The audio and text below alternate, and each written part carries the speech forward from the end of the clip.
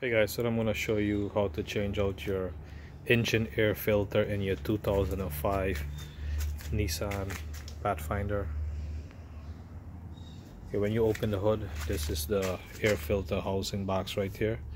There's two clips here, just unclip these, and this fits in this notch here. Just lift it up, just gently lift it up and pull it back so it comes out. This is the filter right here.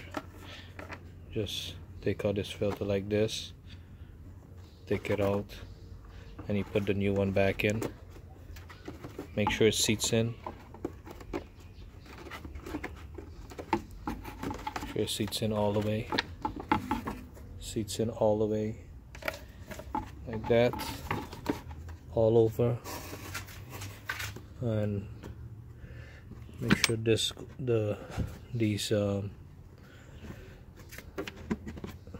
plastic piece here goes in this notch there like that. Wait, is the front car van open? Okay.